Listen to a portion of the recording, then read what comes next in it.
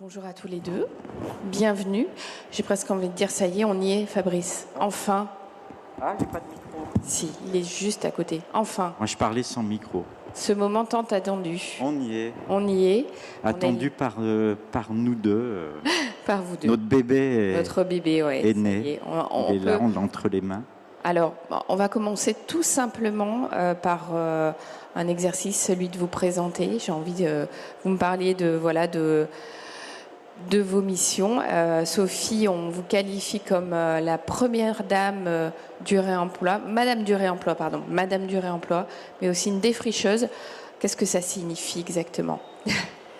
Et c'est vrai que ça a évolué sur maintenant la première dame, puisqu'il y en a deux à présent, au moins chez Citeo, des dames du réemploi.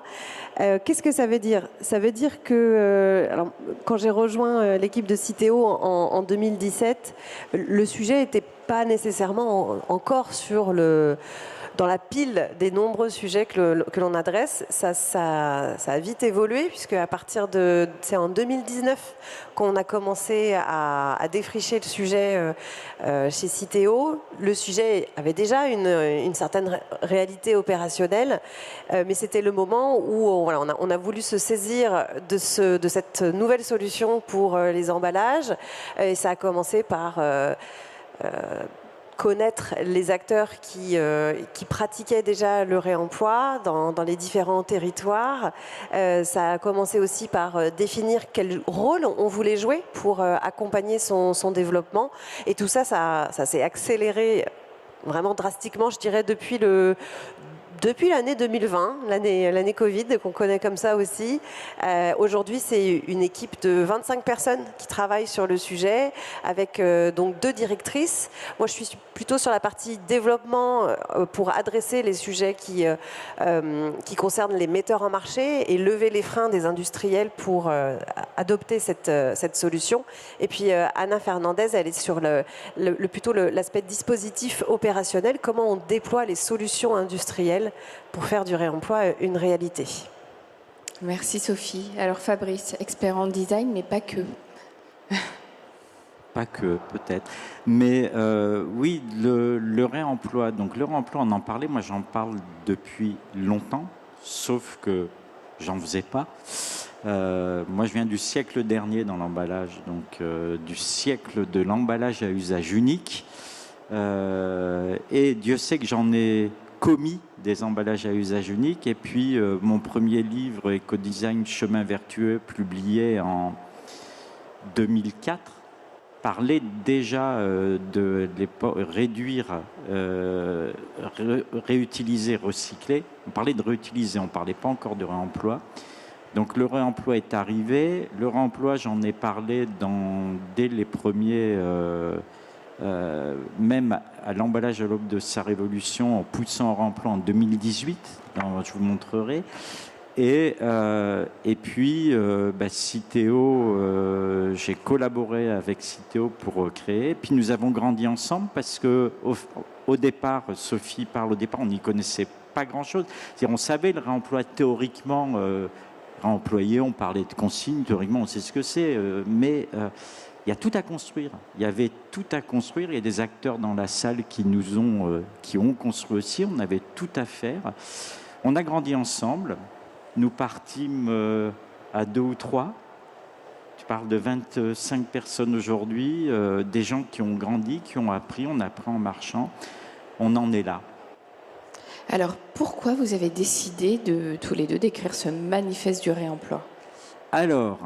ce manifeste du réemploi, il était prévu de longue date, puisque je dis qu'en 2018, j'ai écrit l'emballage à l'aube de sa révolution et je disais que le réemploi allait arriver.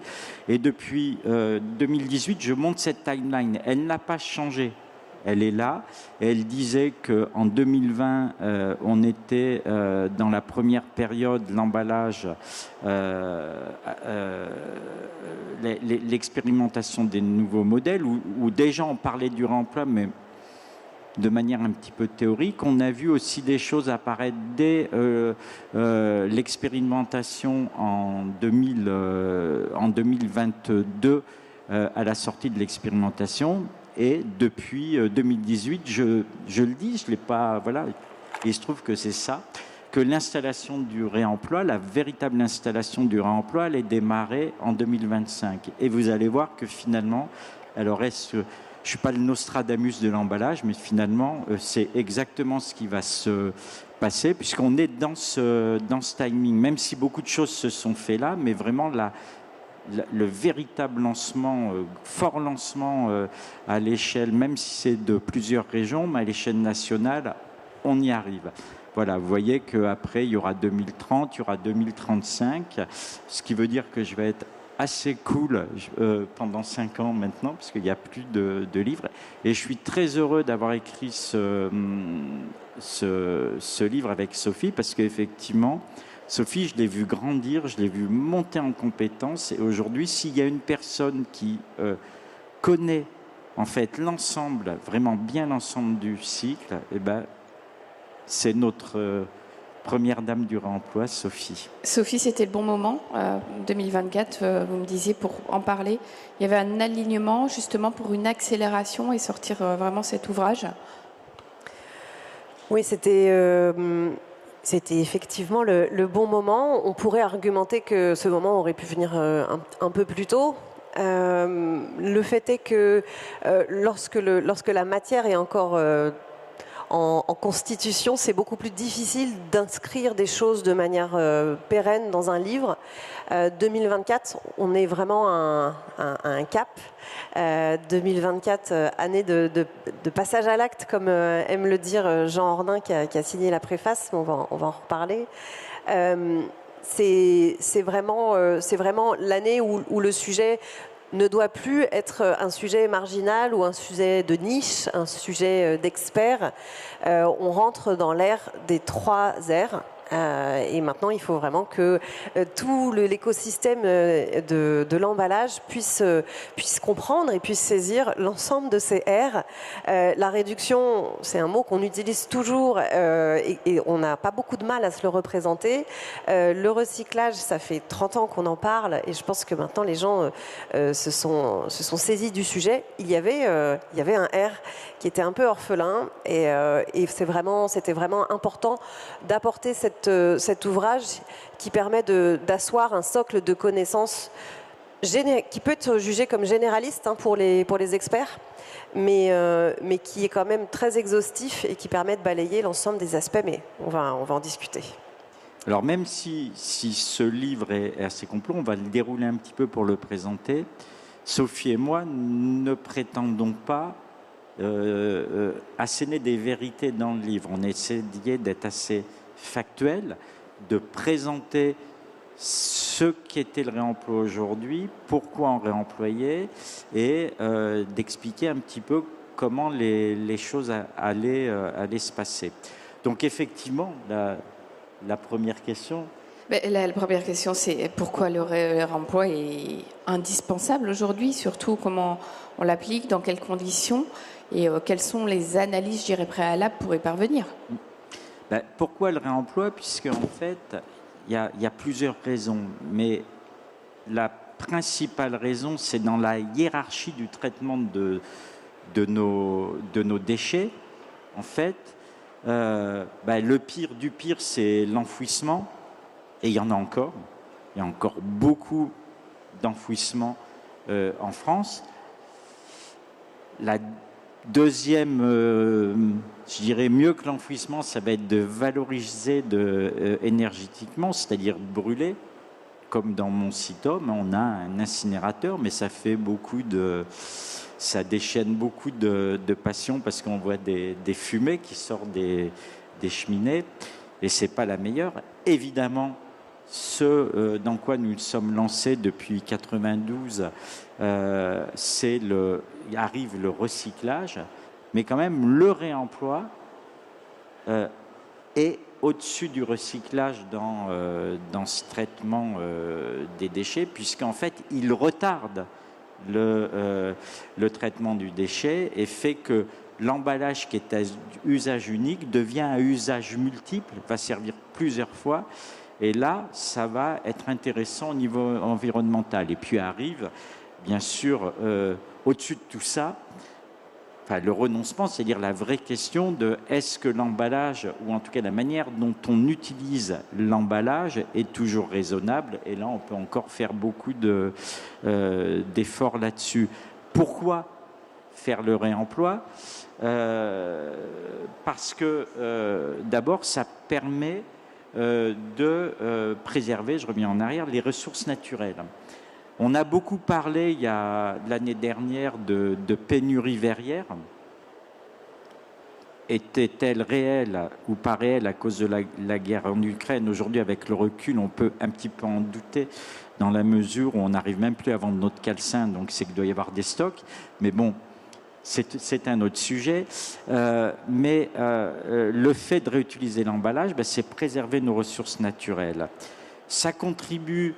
je sais qu'il y a des élus dans la salle, ça contribue, et je suis élu membre du bureau du CITOM, ça contribue à quelque chose que nous, élus locaux, cherchons vraiment à faire, c'est réduire la réduction des déchets.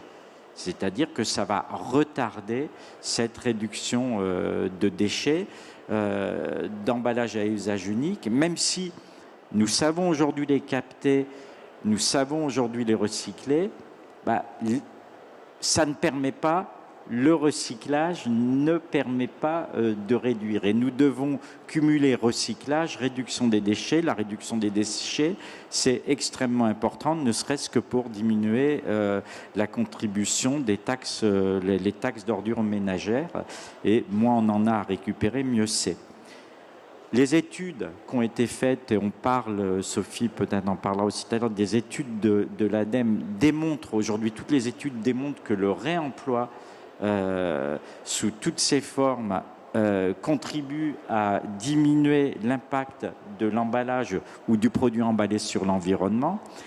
Et enfin, ça contribue aussi, alors même si là, souvent je dis il y a une différence entre ce que veut le consommateur et ce qu'il fait, mais là, le réemploi, c'est vraiment attendu par le citoyen et c'est vraiment identifié comme un levier pour minimiser l'impact de sa consommation sur l'environnement. C'est identifié. Maintenant, il va falloir qu'effectivement, je dirais que ça alimente toute la démarche finalement des 3 R. Oui, alors c'est le R de réemploi qui n'est pas assez, qui était plutôt avant un R de réutilisation, et vous verrez que dans le bouquin, on fait vraiment la différence entre la réutilisation et le réemploi. C'est vrai que des consommateurs réutilisaient leur pot de confiture, peut-être pour faire un pot à crayon, c'était de la réutilisation. Mais le réemploi vraiment à l'échelle industrielle, oui, ça va largement contribuer à diminuer ça. Le livre, après, va expliquer vraiment pourquoi on réemploie, on l'a vu, mais qu'est-ce que le réemploi? Et là, il y a beaucoup de formes. De formes. Il y a beaucoup de formes. Il y a beaucoup de formes, mais on va les classer. Sophie, est-ce que vous pouvez nous en dire plus justement sur cette classification? Combien de formes? Le réemploi des emballages, il a été précisé dans les textes réglementaires, puisque il était nécessaire de pouvoir orienter, enfin de pouvoir préciser et surtout renseigner les industriels. Je ne l'ai pas dit tout à l'heure, pourquoi est-ce que 2024, c'est aussi la bonne année pour mettre le sujet vraiment sur la table? On a une trajectoire réglementaire qui nous pousse collectivement à développer le réemploi avec des objectifs chiffrés, puisqu'il faut atteindre 10% d'emballages réemployés d'ici 2027. Donc un emballage sur 10 ne doit pas être neuf lorsqu'on achète le produit qu'il contient d'ici 2027. Et il y avait un objectif intermédiaire qui était de 5% en 2023. On a enfin le chiffre, puisque l'Observatoire du réemploi a pu publier le tout premier taux national de réemploi, il y a quelques semaines de ça. Pour 2023, on est à 2,22. Je pense que ça n'a pas surpris énormément de personnes de l'écosystème. On savait que la marche était relativement ambitieuse. Maintenant, on le sait, on est à peine à la moitié du chemin. Tous les emballages peuvent contribuer, les emballages dits ménagers et les emballages industriels et commerciaux. Donc ça, c'est plutôt une bonne nouvelle, puisqu'on a besoin de toutes les contributions. Mais il faut clairement augmenter la part de réemploi dans les solutions d'emballage. Alors, il y a 3 manières de faire du réemploi. La première manière, c'est... alors, on a simplifié ça sous forme de matrice. Elle se lit en verticale. À gauche, vous avez tous les produits qui sont présentés dans un emballage. Donc, au moment où le consommateur va faire un choix de consommation, il choisit évidemment le produit, mais l'emballage est déjà, le produit est déjà conditionné dans l'emballage. Donc, vous choisissez parmi plusieurs formats, mais c'est ce qui le distingue de la colonne de droite, où là, vous avez tout l'univers du vrac, où là, votre produit est présenté sans emballage primaire. Et en tant que consommateur, vous choisissez la quantité exacte que vous souhaitez acheter. Vous pouvez acheter des lentilles corail au gramme près. Donc à gauche, c'est du pré-emballé. L'industriel a fait le travail de mettre le produit dans l'emballage avant qu'il vous soit proposé à la vente. En la partie de gauche, la partie qu'on appelle pré-emballé, le réemploi va se faire de manière cachée pour le consommateur. C'est-à-dire que je vais acheter... Une recharge ? Non, justement, ça c'est l'autre. C'est l'autre. Mais je vais y venir. Là, c'est ce qu'on appelle la consigne, plus généralement. C'est ce qu'on observe en région Alsace. Ça se fait beaucoup aussi en Allemagne. Ça se développe de plus en plus sur le reste du territoire. Mais l'emballage, vous le ramenez en magasin vide. Il est lavé, séché, inspecté et confié à un industriel. Tout ça par des professionnels. Avec certaines garanties, etc. Ça, c'est vraiment ce qu'on appelle le réemploi par l'industriel. Dans le cas de la recharge, c'est ce que vous voyez en bas à gauche. Là, c'est le consommateur qui va faire l'acte permettant le réemploi. Il va acheter un premier emballage qu'on appelle par an. Donc, ça peut être un bidon de lessive, par exemple. Il le consomme, il vide le bidon, et ensuite il va avoir la possibilité d'acheter une recharge. C'est le même produit, dans un emballage en général beaucoup plus allégé, avec des fonctions en moins. Et à la maison, il va réemployer le bidon en transférant le contenu de la recharge. Ça, c'est également un type de réemploi. C'est souvent, voilà, quand on dit le réemploi par la recharge, ne pas oublier que c'est le flacon par an qui est réemployable et que la recharge est un emballage à usage unique. Et donc, il y a quand même un sujet là-dessus. Voilà, non, c'est à préciser parce que en tout cas, on entend souvent dire la recharge c'est du réemploi, c'est l'emballage à usage unique, c'est bien de le préciser tout à fait. Fabrice. Et la recharge est un emballage à usage unique qui doit respecter toutes les contraintes de ce qu'est un emballage à usage unique. Et le dernier type de réemploi, c'est le réemploi de contenants associés au vrac. Alors c'est de ce côté. C'est de ce côté, merci. Désolée, je t'ai fait un peu naviguer. Et c'est vrai que par le professionnel, c'est en bas et non pas en haut, comme j'ai l'habitude de le présenter. Pour le vrac, je vais juste être un peu pédagogique pour lever une ambiguïté. Lorsqu'on parle d'emballage ménager, et la plupart des clients de Citeo industriels, c'est bien sur ces sujets-là qu'on va travailler avec eux. On va discuter des emballages professionnels aussi, mais lorsqu'il s'agit du vrac, le réemploi, c'est le réemploi associé à l'acte d'achat. C'est-à-dire que c'est une solution de contenant ou d'emballage qui permet au consommateur de choisir la quantité, passer en caisse et transporter le produit jusque chez lui. C'est bien ce contenant-là, cet emballage-là qui doit être réemployé si vous voulez le comptabiliser dans le taux de réemploi national. Et donc il peut être soit la propriété du consommateur. On utilise des pots refermables, des sachets en tissu, des bidons pour les produits de détergence. Dans certains cas de figure, notamment lorsque les produits sont sensibles, on va penser à la cosmétique notamment, le contenant, il va être proposé par un professionnel. Donc vous allez avoir une fontaine de vrac et à côté des contenants associés qui ont été nettoyés, séchés, inspectés et mis en rayon à côté de la fontaine par des professionnels. Et après, le consommateur, il fait comme d'habitude, hein, il le remplit grâce à la fontaine de vrac, il passe en caisse et une fois que c'est terminé, et une fois que c'est vide, il peut revenir en magasin, le remplir et le réemployer. Donc on a bien ces 3 catégories de réemploi. Le pré-emballé, que souvent on associe à la consigne d'antan. La recharge, et là c'est uniquement l'emballage par an qui est concerné, et les contenants ou emballages associés au vrac. Mais le livre va donc développer tout ça.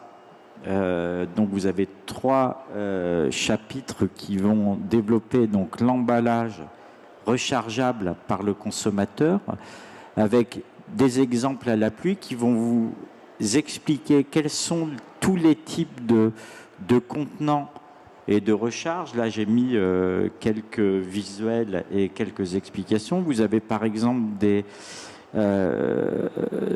contenants qui sont d'ailleurs des emballages. Donc vous achetez votre premier emballage plein de produits, c'est-à-dire, et vous avez une recharge, comme on le voit sur le produit SIF, une recharge qui est adaptée, qui vient se visser, alors qui peut être soit une recharge de produits prêts à l'emploi, soit une recharge dans ce cas-là d'un produit concentré. Ce qu'il faut bien voir, c'est que qu'est-ce qui définit une recharge par rapport à un emballage à usage unique? C'est le fait que la recharge ne peut pas être utilisée en l'état et n'avoir la même fonctionnalité.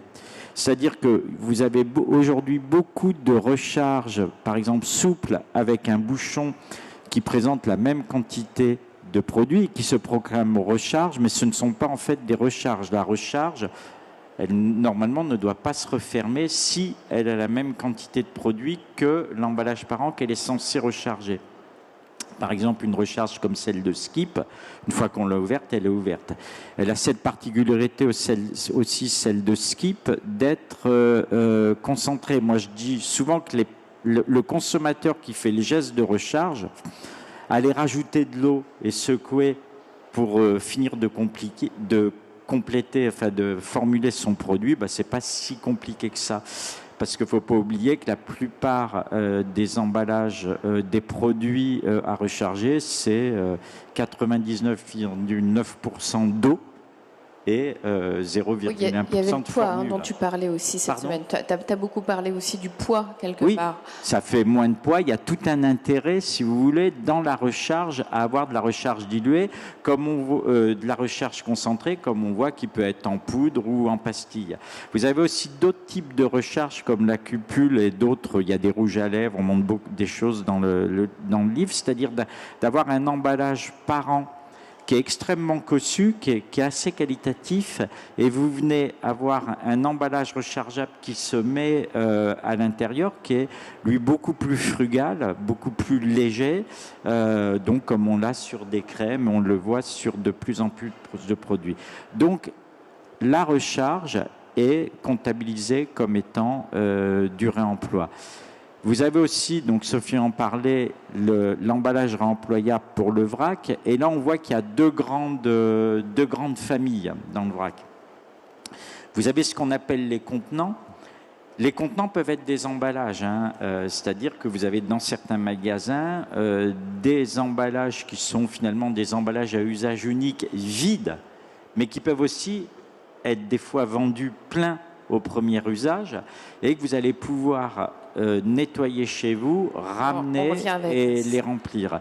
Et effectivement, ces machines que l'on voit notamment pour des produits liquides ou des produits pâteux, il y a par exemple, on a vu lors des conférences le défi vrac qui nous a été présenté par Belle Danone, Famille Michaud et Le Sieur, qui sont en train de mettre en place des systèmes. En fait, c'est des distributeurs. Moi, je dis c'est un peu comme la machine à café.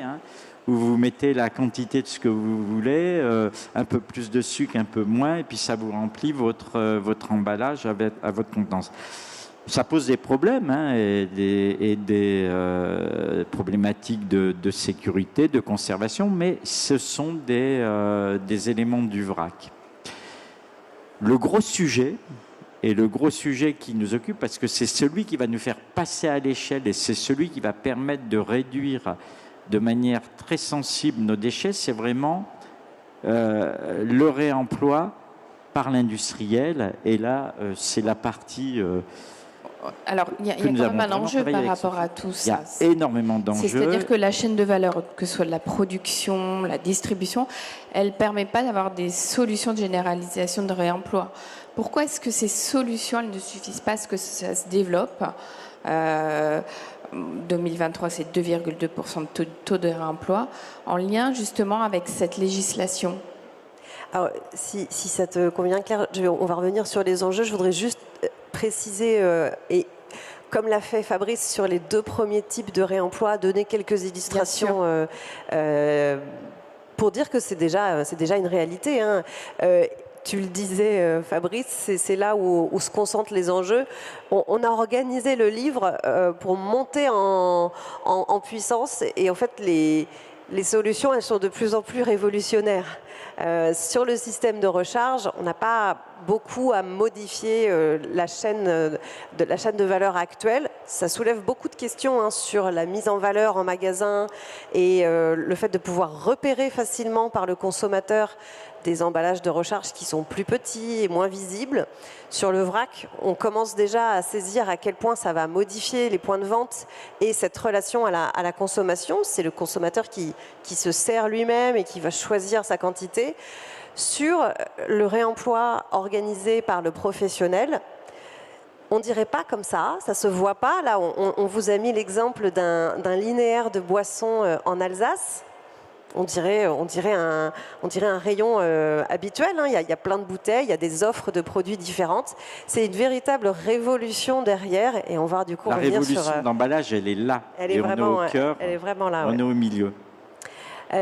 En termes d'illustration, c'est bien de rappeler aussi que, alors, il y a évidemment l'exemple alsacien avec des emballages de la boisson. On parle beaucoup, tu peux laisser, ouais, merci beaucoup. On parle beaucoup de l'exemple allemand également. Et c'est vrai qu'au démarrage, quand on a défriché le sujet, on nous disait, mais ils le font en Allemagne à grande échelle. Pourquoi est-ce qu'on fait pas la même chose? C'est une très bonne idée qu'on a explorée tous collectivement et on a voulu rappeler dans le livre que comme chaque pratique, il faut comprendre le contexte dans lequel cette pratique elle s'est développée et le contexte il est très différent en Allemagne. Premier point de divergence, c'est qu'en Allemagne, le texte de loi concernant le réemploi, il cible la boisson. Il y a un objectif de 70% de réemploi pour la boisson. L'objectif est beaucoup plus important en termes de pourcentage, mais il est mono-segment de marché. Ça c'est vraiment très structurant, puisque derrière, la boucle s'est organisée autour des bouteilles et autour de la boisson. Deuxième point réglementaire, c'est qu'en Allemagne, les magasins ont l'obligation de reprise des emballages vides. Il n'existe pas d'obligation identique en France. Il y en a une qui est en train d'être mijotée au niveau européen, mais tant que la PPWR n'est pas finalisée, et la mise en application ne serait pas avant 2026, aujourd'hui, on n'a pas cette obligation côté français. Et c'est pour ça qu'on travaille d'arrache-pied pour des systèmes qui soient acceptés par la GMS, puisqu'ils vont devoir tout mettre en place de manière volontaire. Et c'est vrai que ça prend plus de temps, du coup, d'embarquer les gens. Un autre point qui est très important, et notamment pour tout ce qui va être changer les habitudes des consommateurs, c'est qu'en Allemagne, cohabitent la consigne pour réemploi et la consigne pour recyclage. Donc, quand on est un consommateur allemand et qu'on achète un emballage de boisson, on achète de la boisson. Mais globalement, tous les emballages de boissons sont consignés à rapporter en magasin. Certains vont être recyclés, certains vont être réemployés. Mais c'est vraiment inscrit dans l'habitude des consommateurs. Les autres particularités, c'est que Ils ont organisé, je le disais tout à l'heure, le dispositif autour des boissons. Et par exemple, en Allemagne, vous avez des magasins de boissons.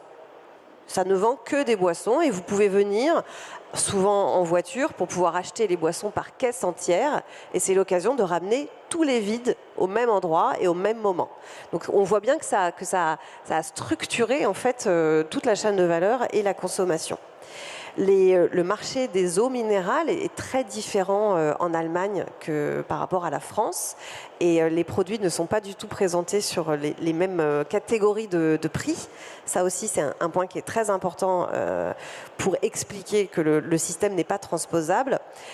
Les grossistes de boissons jouent un rôle énorme dans ce qu'on appelle la reverse logistique, le retour merci, des emballages vides qui sont collectés en magasin. C'est ce que nous, on a en place sur les circuits professionnels qu'on appelle CHR, café, hôtel, restaurant. Les grossistes jouent un rôle vraiment central dans la boucle de réemploi puisqu'ils assurent la livraison des bouteilles pleines et ils prennent le retour des bouteilles vides. Et le dernier point que je veux souligner, c'est que le réemploi est tellement développé auprès des industriels de la boisson en Allemagne, parce que c'est eux qui sont concernés par l'obligation et parce que c'est déjà une pratique très répandue, ils ont internalisé le lavage. Et en fait, ça lève énormément de questions et de contraintes, puisque vous lavez la bouteille juste avant de la conditionner. Ce n'est pas du tout le modèle qu'on envisage en France et sur lequel on travaille. Alors nous, effectivement, on a un autre modèle, mais qui est en train de se mettre en place avec beaucoup d'expérimentation. On était dans les expérimentations et donc le livre va présenter différents types d'expérimentation. On en est peut-être, Sophie, tu peux en donner quelques... Oui, bien sûr. Alors, les noms ne sont pas exhaustifs, hein, je tiens à le préciser. On a voulu mettre des illustrations, mais il y a vraiment souvent de nombreux acteurs qui proposent ce type de service. On va voir des boucles opérationnelles qui en sont plus du tout au stade de l'expérimentation. On a cité ici l'entreprise Bout à Bout qui est basée à Nantes et qui opère sur toute la région Pays de la Loire, sur des emballages de la boisson, en GMS et dans des magasins spécialisés. C'est une illustration des solutions qui sont déjà opérantes aujourd'hui en France. Je continue dans la GMS, on va avoir des solutions qui sont proposées par l'entreprise Berny, qui est également basée à Nantes.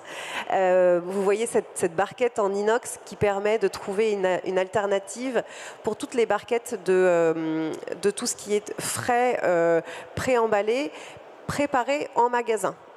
Sur ces rayons-là, c'est le personnel des magasins qui va constituer eux-mêmes les barquettes de saucisses, de poissons ou de plats traiteurs.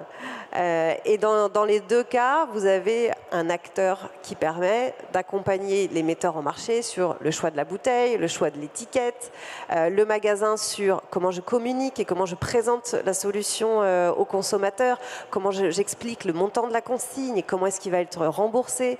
C'est également le même acteur qui va organiser le retour des emballages vides et, lorsque c'est nécessaire, la gestion et la mise en place du lavage industriel. Ça existe aussi pour tout ce qui va être restauration à emporter et livré. On a cité Emboîte le plat, qui a été créé à Toulouse et qui aujourd'hui se développe dans plusieurs agglomérations françaises. Plusieurs formes d'emballage, parfois en verre, parfois en plastique réemployable, parfois en inox, qui permettent aux consommateurs de prendre des plats à emporter dans une alternative réemployable. Et là, de la même manière, cet acteur-là va permettre de former le personnel des restaurants, fournir des éléments de communication pour expliquer et promouvoir la solution auprès du consommateur et gérer toute la boucle de réemploi, y compris le lavage. Et puis le dernier exemple qu'on a voulu mettre, parce qu'il n'y a pas que du réemploi en alimentaire, il y a beaucoup de choses qui se font sur les autres segments de marché, la cosmétique, la détergence, tu en as parlé Fabrice. Le e-commerce également, avec les alternatives pour les colis. Je crois que ça a fait l'objet d'une mise en valeur. On en a parlé hier au travers d'une conférence. On a eu l'occasion d'avoir Ipli, notamment Léa Gaud qui a participé à une de nos conférences. Et puis, lors des All for Pike Innovation Awards, hier, Rosip a eu l'occasion d'avoir le prix, en tout cas gagné le prix. Voilà. Oui, il y a eu un prix pour Raja aussi sur les cartons réutilisables. Ça se développe, il y a Opac. On a montré aussi d'autres initiatives. Je vois que dans la salle, nous avons Hugues. Donc les initiatives... Hugues Pelletier, ton Hugues homonyme. Pelletier, mais et non pas Hugues Petrel, comme souvent les gens pensent. Hugues Pelletier. Mais c'est le nom de son entreprise. Et donc, voilà, avec toutes les initiatives de Loop qui a été... je dirais précurseur là-dedans, puisque c'est les premières initiatives. Et puis le déploiement de Petrel qui se fait autour du modèle de la CHR avec les café, hôtel, restaurant. Café, hôtel, restaurant. Donc tout ça, on le décrit, on monte pour montrer qu'il y a vraiment énormément d'initiatives et que le marché est en train de se structurer, de se chercher, de se tester. Et excuse-moi Fabrice, ce qui, je pense, est très important de noter pour ces deux initiatives, pourquoi elles sont précurseurs, c'est que vous avez des marques qui cohabitent et qui vont solliciter le même service. Donc on commence à voir la mutualisation, la mise en commun prendre forme. On est sur de la boisson pour la consigne par Petrel, mais sur Loop, vous avez une gamme de produits vraiment très diversifiés. Ça, c'est vraiment très nouveau et ça va dans ce sens de massifier et de mutualiser les solutions de réemploi. Alors après avoir fait un petit peu ce tour d'horizon de où on en était, ce qui se faisait, on fait aussi il y a quelque chose d'important, j'allais l'oublier, c'est de différencier. On parle d'emballage iconique ou d'emballage propriétaire. Vous avez effectivement des marques, comme on va le trouver d'ailleurs chez Petrel et chez Loop, des marques qui, comme Coca-Cola, qui ont des gros volumes et on appelle ça les emballages iconiques, donc qui sont des emballages réemployables qui viennent bien souvent de l'univers de la CHR, parce qu'on a montré tout à l'heure ce qui se faisait en Alsace avec Météor et autres, mais la CHR, au niveau national, les cafés, hôtels, restaurants, le réemploi n'a jamais cessé d'exister. C'est ça. Ça a perduré. Voilà. Donc aujourd'hui, on a aussi bien des bouteilles iconiques pour une seule marque comme Coca-Cola, ou ce que fait par exemple le groupe Coca-Cola pour Sprite Fanta, c'est la même bouteille. Donc c'est déjà de la mutualisation à l'intérieur de chez une même entreprise. Et puis on a nos bébés, nos autres bébés qui sont les emballages Aircœur, mais il y a aussi un catalogue de réseau vrac et réemploi d'emballages réemployables. Donc ça, c'est ce qui vont être Alors là aujourd'hui on monte que du verre, mais il n'y a pas que du verre. Nous sommes en train de développer des emballages en inox, des emballages en plastique. L'idée est de répondre le plus possible aux besoins des marchés quand le réemploi va être possible, intéressant. Et toute la dernière partie du bouquin, c'est comment on va arriver à ce déploiement industriel du réemploi des emballages pour que ça devienne une réalité pérenne, écologiquement et économiquement viable. Et là, je passe. Donc c'était tout l'enjeu de ma question. C'était la question un petit peu en avance, mais en fait, on a voulu dresser tout un panorama, pour que tout le monde soit un peu au même niveau. D'abord, savoir où on en était, tout un panorama du réemploi, avant d'expliquer comment on va accélérer les choses. Je me lance. Je veux bien, Sophie. Alors là, on fait le focus sur le préemballé. Donc, si vous vous souvenez, c'est l'un des trois types de réemploi. On a voulu représenter justement cette boucle qui est indolore pour le consommateur, mais qui est vraiment centrale pour que ça puisse fonctionner. L'emballage réemployable, il est, comme pour l'usage unique, distribué. On constitue un parc de cet emballage réemployable. Il est ensuite distribué aux industriels pour qu'ils puissent conditionner les produits dans ces emballages. Les palettes de produits conditionnés sont acheminées jusqu'en magasin. Jusqu'ici, tout va bien. Les produits sont proposés à la vente et le consommateur donc, se saisit de ces produits. Post-consommation, une fois que l'emballage est vide, il doit restituer l'emballage vide, souvent dans les magasins qui sont également les magasins qui proposent à la vente. Donc là, on a le démarrage de cette nouvelle boucle. Il faut pouvoir équiper les magasins, il faut pouvoir mettre en place une signalétique et une méthode de déconsignation pour restituer la consigne monétaire aux consommateurs de manière fiable, de manière transparente. Et ensuite, vous avez vraiment la boucle industrielle où là, les emballages vides vont être acheminés jusqu'à un centre qui permet de trier par référence. Parce que vous avez remarqué qu'on ne part pas sur une seule bouteille. Hein. On espère pouvoir développer une grande gamme de produits. Donc, ça nécessite des gammes d'emballage aussi. On parle d'un parc de combien, Sophie, à terme? Alors, tu parles en nombre d'unités. Oui. Alors, nous, on a modélisé pour les emballages alimentaires en GMS. Donc, c'est vraiment qu'une seule partie du réemploi. On pourrait envisager d'atteindre 2 milliards d'unités qui soient traitées chaque année en France. Donc, quand on dit alimentaire, c'est plusieurs types de boissons, des produits apertisés type les conserves de légumes, les compotes, certains produits frais aussi qui peuvent être proposés dans des pots en verre. Donc là, on a modélisé qu'on pourrait aller jusqu'à 2 milliards. Avec 2 milliards d'emballages réemployés pour les produits alimentaires en GMS, on n'est pas à l'objectif des 10%. Hein. C'est pour ça que je dis que ça, c'est une partie de la solution. Donc cette boucle-là, elle est vraiment centrale et il faut bien l'avoir en tête parce que c'est une révolution en magasin, une révolution pour le consommateur, une révolution pour les industriels qui vont se fournir en emballage neuf, mais surtout en emballage lavé, ce qui est vraiment très différent de ce qu'ils font aujourd'hui, et une révolution aussi sur l'ensemble du territoire, puisqu'il faut les usines de lavage et les infrastructures pour pouvoir traiter l'ensemble de ces emballages.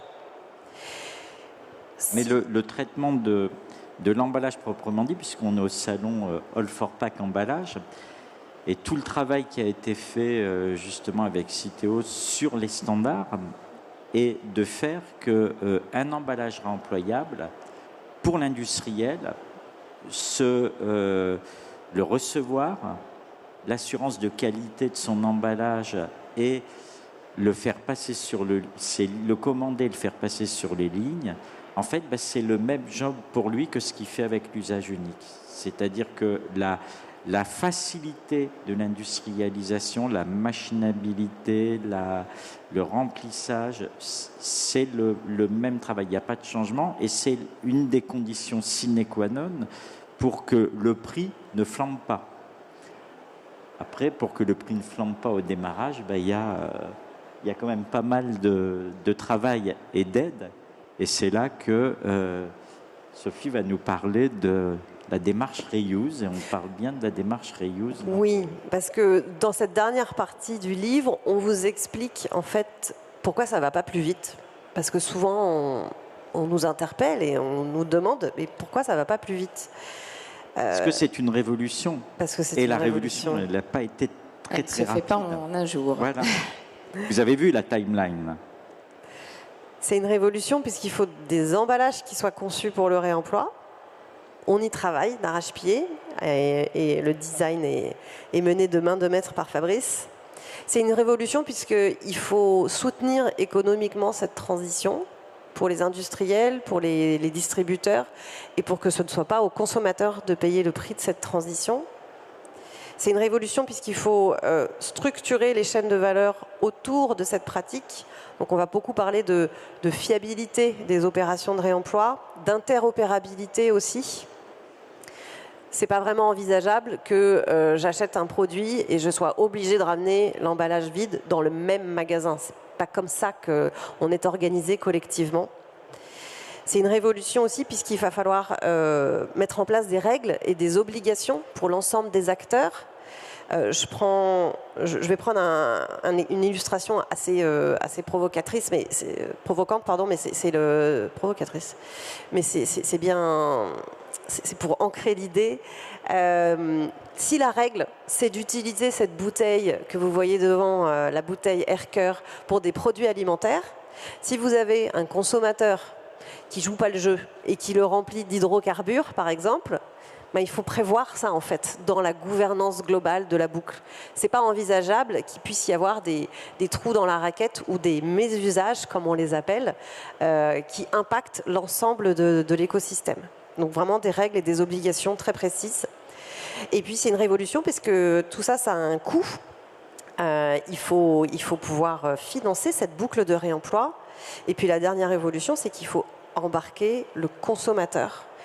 On commence à connaître, on mène beaucoup d'études et dans tous les projets que Citeo finance, on rajoute des études consommateurs pour comprendre. Il y a des freins économiques. Ah bon, je paye une consigne, mais est-ce que je vais vraiment la récupérer à la fin? Il y a des freins psychologiques. Ah bon, c'est un emballage qui n'est pas neuf, mais est-ce que ça veut dire que la qualité, elle est moins bonne? Il y a des freins pratiques. Ah, il va falloir que je ramène l'emballage après, mais où est-ce que je vais devoir le ramener? La liste est longue, et cette révolution, on a l'habitude de dire qu'il faut une génération pour pouvoir inscrire une nouvelle habitude. Donc voilà, le chemin est encore long et tu en parleras sûrement dans ton prochain Oui, ton prochain d'ailleurs volume. on a parlé des chiffres. Alors mes cheveux blancs m'ont fait connaître le début